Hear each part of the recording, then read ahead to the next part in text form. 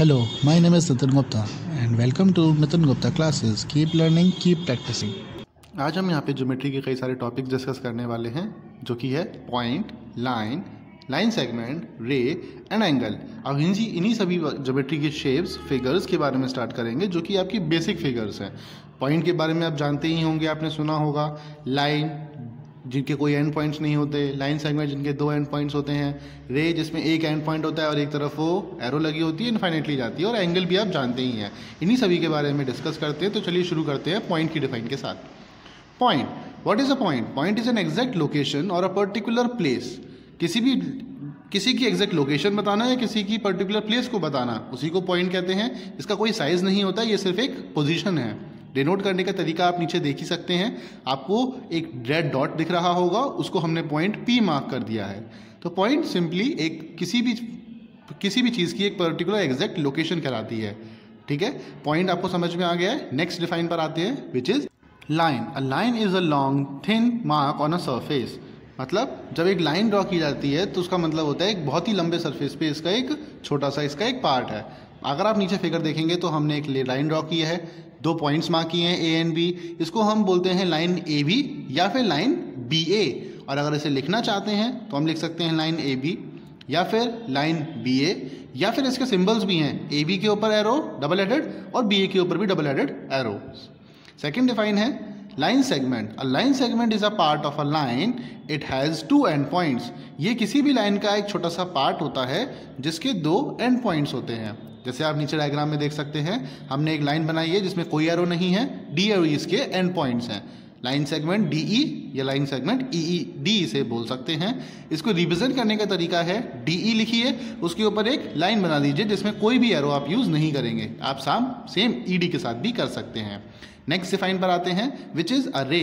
अ रे has one and point. रे में सिर्फ एक एंड पॉइंट होता है, दूसरी तरफ एरो यूज करते हैं। आप देख सकते हैं एक्स की तरफ पॉइंट है, वाई की तरफ एरो लगा गया है।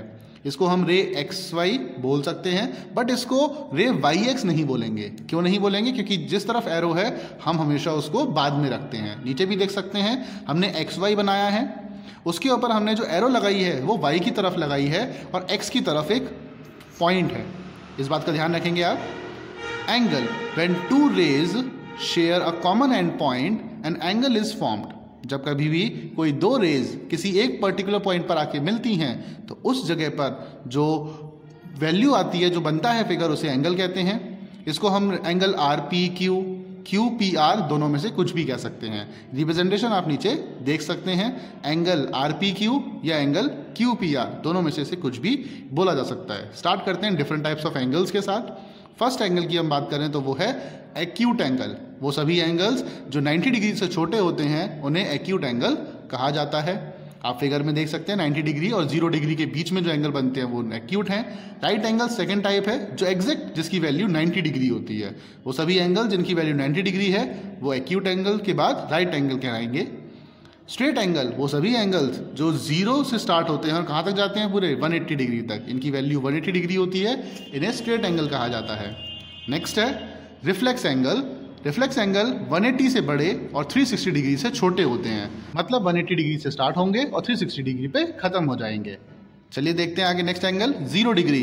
जो एंगल एग्जैक्टली 0 डिग्री का हो, जिसके दोनों आर्म्स 0 डिग्री पे कोइंसाइड कर रहे हो, उन्हें 0 डिग्री एंगल कहा जाता है। और जो नेक्स्ट एंगल है वो है कंप्लीट एंगल। ऐसा एंगल जो पूरा राउंड सर्कल लेकर जो बाहर वाला एंगल बनाते हैं उसे कहते हैं कंप्लीट एंगल, जो पूरा बाहर से राउंड बन के रिफ्लेक्स फॉर्म में बनता है। अब कुछ और डिफरेंट टाइप्स की चीज़ें डिस्कस कर लेते हैं ज्योमेट्री में। Like vertically opposite angles discuss करेंगे, एडजेसेंट एंगल्स डिस्कस करेंगे, linear pair of angles discuss करेंगे, complementary angles and supplementary angles. ये सभी वो टाइप्स ऑफ डिफरेंट फिगर्स हैं या प्रॉपर्टीज़ हैं जो हम इस चैप्टर में डिस्कस कर सकते हैं। तो स्टार्ट करेंगे pair of angle pair relationship के साथ। एंगल पेयर रिलेशनशिप जैसे भी देखा, एडजेसेंट एंगल्स हैं, वर्टिकली एंगल्स हैं, कॉम्प्लीमेंट्री एंगल्स हैं और सप्लीमेंट्री एंगल्स हैं। ये सभी डिफरेंट टाइप्स ऑफ एंगल्स यहाँ पे डिस्कस करेंगे हम, और इन्हीं के बीच के रिलेशनशिप समझेंगे कि कौन सा एंगल किसके साथ इक्वल होता है और किसके साथ वो प्रॉपर्टीज शो करता है। स्टार्ट करते हैं एडजेसेंट एंगल्स। आप देख सकते हैं एडजेसेंट एंगल्स एक दूसरे के बिल्कुल बगल बगल में होते हैं, जिसमें एक कॉमन आर्म है। आप देख रहे हैं रेड वाला पार्ट, इसमें ये कॉमन आर्म है जो एंगल 1 और एंगल 2 दोनों में आ रहा है, इसीलिए इसको हम एडजेसेंट एंगल्स कहलाते हैं। वर्टिकली ऑपोजिट एंगल्स या वर्टिकली एंगल्स, दो लाइन सेगमेंट या दो लाइन जब टकराती हैं तो उसके सामने सामने बनने वाले एंगल्स वर्टिकली एंगल्स कहलाते हैं, लाइक 1 और 2, और ये दोनों हमेशा इक्वल भी होते हैं। एंगल 1 एंगल 2 के इक्वल है और कॉन्ग्रुएंट है, एक ही बात है, कॉन्ग्रुएंट का मतलब इक्वल होता है। तो एंगल 1 एंगल 2 के इक्वल है और दूसरा तरफ एंगल 3 और एंगल 4 भी एक दूसरे के इक्वल है, इसीलिए इनको कहते हैं वर्टिकली ऑपोजिट एंगल्स। ये हमेशा इक्वल होते हैं, इनका साइज हमेशा बराबर होता है। यही चीज़ आपको ध्यान रखनी है। इसकी प्रॉपर्टी अगर आप पूरा लिखना चाहते हैं तो नाम होगा वर्टिकली ऑपोजिट एंगल्स, और इसी प्रॉपर्टी को आपको बहुत केयरफुली ध्यान करना है और यही कई बार आपको कुछ क्वेश्चंस को सॉल्व करने में हेल्प करता है। अब हम बात करते हैं नेक्स्ट टाइप की सप्लीमेंट्री एंगल्स की या कॉम्प्लीमेंट्री एंगल्स की। कॉम्प्लीमेंट्री एंगल्स ऐसे सभी एंगल जिनका सम 90 डिग्री होता है। आप देख सकते हैं एंगल 1 और एंगल 2 दोनों को अगर हम देखें मिलाएं एक दूसरे के साथ तो वो एग्जैक्टली 90 डिग्री फॉर्म करते हैं। तो angle 1 plus angle 2 is equals to 90 degree, that means these are complementary angles.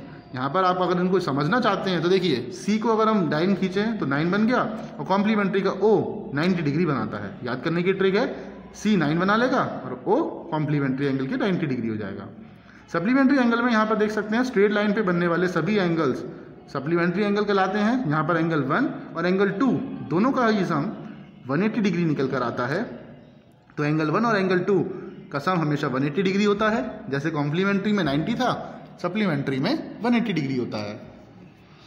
इसी बात का ध्यान रखते हुए हम यहाँ कह सकते हैं कि ये भी बिल्कुल एक दूसरे के इक्वल हैं। याद करने का तरीका, एस के बीच में एक लाइन खींचिए तो 8 हो गया, यू को 0 कर दीजिए और इसके आगे 1 लिख दीजिए। तो 1 यहाँ लिखा, 0 ऐसे किया तो 180 डिग्री बन गया। सप्लीमेंट्री एंगल को याद करने की एक छोटी सी ट्रिक। तो ये ट्रिक्स हैं, आप इन्हें अपनी तरफ से चेंज भी कर सकते हैं, कोई प्रॉब्लम नहीं है, कोई इशू नहीं है। तो इस तरीके से एडजेसेंट, ये जो 4 रिलेशनशिप हमने पढ़े, एडजेसेंट एंगल समझ में आ गया, बगल बगल वाले कॉमन आर्म, वर्टिकली एंगल्स जिसमें सामने सामने वाले एंगल्स बराबर होते हैं, कॉम्प्लीमेंट्री एंगल्स जिनमें 2 एंगल्स का सम करने पर 90 डिग्री आता है, और सप्लीमेंट्री एंगल्स जिसमें 2 एंगल्स का सम करने पर 180 डिग्री आता है। कॉम्प्लीमेंट्री में 90 एंड सप्लीमेंट्री में 180। इसका एक लास्ट पार्ट रहता है जो कि है linear pair of angles. Linear pair of angles discuss करते हैं और बहुत ही आसानी से इसको समझने की कोशिश करेंगे। लीनियर पेयर ऑफ एंगल्स, इसकी डिफाइन देखते हैं। सबसे पहले डिफाइन के साथ स्टार्ट करेंगे। डिफाइन है a pair of adjacent angles whose non-common sides are opposite rays is called linear pair of angles। इसको अगर हम समझाने की कोशिश करें तो आपके सामने 2 फिगर्स हैं। यहाँ आप देख सकते हैं कि एक स्ट्रेट लाइन पे बनने वाले 2 एंगल्स, एंगल 1 और एंगल 2, फिगर कैसा भी हो, लाइन स्ट्रेट होनी चाहिए। लाइन स्ट्रेट है, एंगल 1 और एंगल 2 इन दोनों का सम हमेशा कितना आता है, 180 डिग्री आता है, और इन्हीं को कहा जाता है linear pair of angles. The angles in a linear pair are supplementary. Supplementary आप जानते हैं, इनका सम हमेशा 180 डिग्री होता है। अब हम डिस्कस कर रहे हैं को इंटीरियर एंगल्स, जो पैरेलल लाइन की कुछ प्रॉपर्टीज हैं।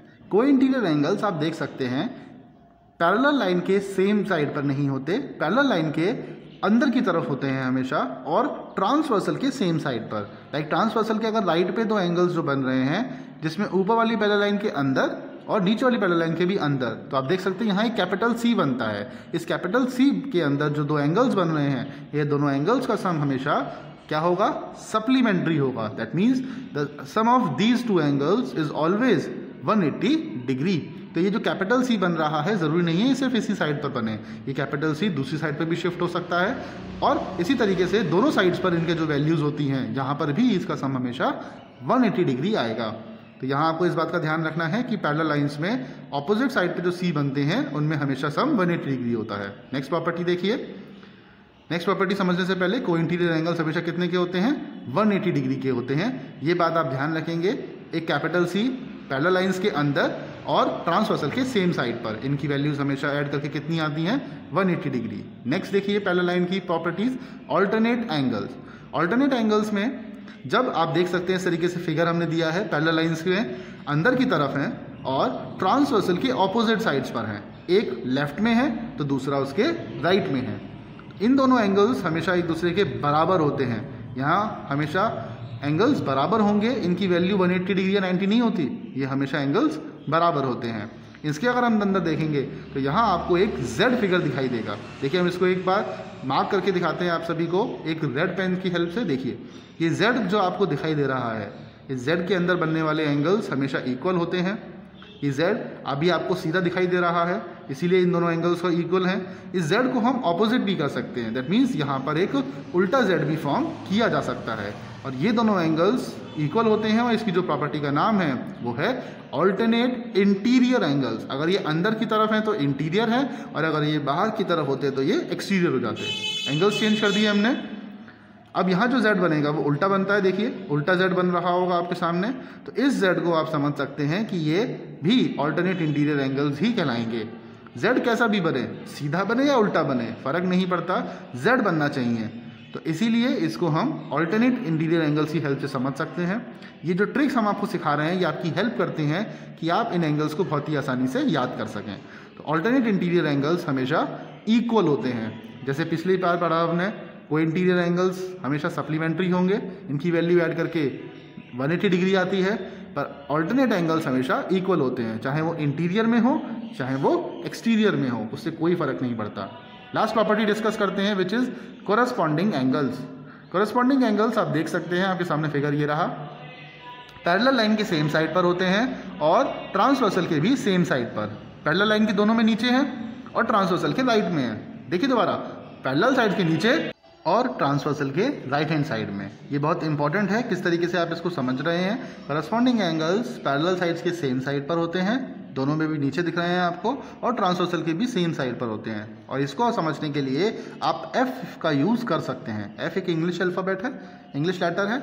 इसमें हम f जो एंगल बन रहे हैं, जो फिगर बन रहा है, इसमें ये जो एंगल्स फॉर्म हो रहे हैं ब्लू मलाइन से, ये करस्पॉन्डिंग एंगल्स कहलाते हैं। और ये करस्पॉन्डिंग एंगल्स भी ऑल्टरनेट एंगल्स की तरह ही बिल्कुल इक्वल होते हैं। और ये f अपोजिट भी बन सकता है, देखिए उल्टा हो गया।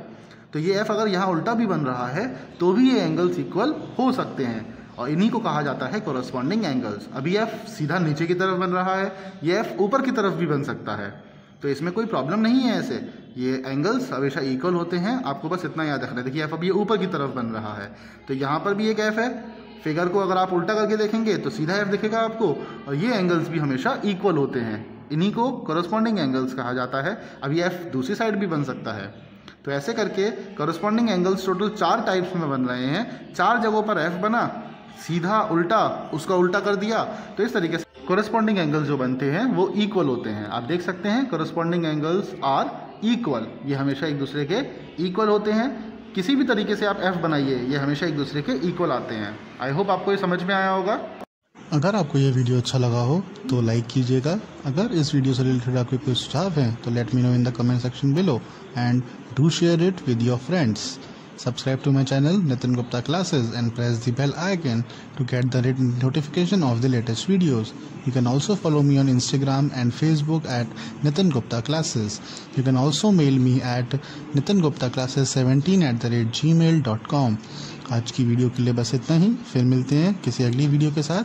तब तक के लिए कीप लर्निंग, कीप प्रैक्टिसिंग।